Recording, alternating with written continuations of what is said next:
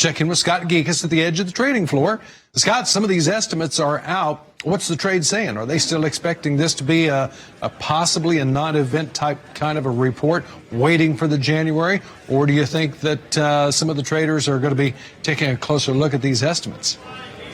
Well, I think the estimates are just that. They're just estimates. So just with everything, all the reports that came out this year, the USDA has been a little bit off versus what all the farmers and some of the traders that we've been talking to. So the USDA report coming in isn't really holding that much weight unless if we get some blowout all the water, some outrageous number.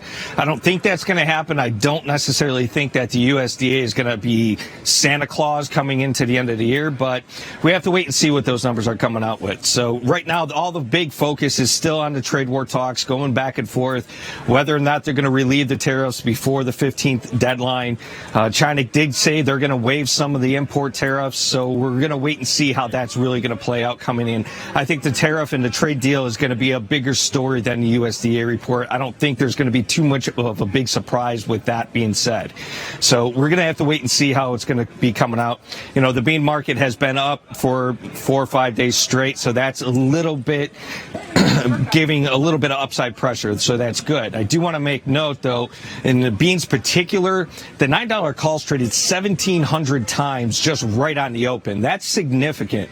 And the open interest on that $9 call, it continues to build. Open interest is a little over 15,000 or so. So people are just building up on that. Maybe we get a little bit of support from that number tomorrow, but we have to wait and see what's really going to happen. Quickly then, because I don't have a lot of time before we go to this break, but do you think that there were some farmer sales that happened there at that $9 mark? That's the reason we're pulling these beans back a little bit? It could be. I mean, that makes sense if you look at the option flow as well as the futures volume. It's pretty light going into the report tomorrow. So I don't want to say one thing or another because it's just an opinion of what is really going on. So those deliveries could have a little bit of effect why we're pulling back a little bit from that $9 mark. But, you know, again, that number, if we get a positive number, it's going to spike above that $9 mark, and it has a lot of volume to run just with that open interest being about 15,000 or so more. Okay, Scott, we'll take a break. Can't wait to hear what you have to say about this hog complex and the cattle. We'll do that next here on the Market Interview. Let's continue our conversation at the edge of the trading floor with Scott Gecas. First of all, there's been a lot of talk about this hog market, what the charts are showing, the vulnerability to this hog market. You still hearing stories of big supplies and needing to move those supplies on some kind of a trade agreement? Yeah, that's exactly right. So with the African swine fever that's been going across, it's definitely had a huge effect. You know, going into today, everyone for the last few months has been pretty much net long. Now, the traders, after the commitments of traders report came out, they went from net long to net short. So with the high production, we're at record production levels. We have a little bit of supply concerns, whether or not it's going to, how far is that going to carry out? That's what the traders are worried about, and that's why you've seen the big divergence from being net long to net short. So we already know that China needs U.S. pork. It's just a matter of how much are they going to start to import? When is that import campaign going to kick in? And that's all going to be determined by these trade war talks. If we get a deal done, we expect the import campaign to pick up a little bit.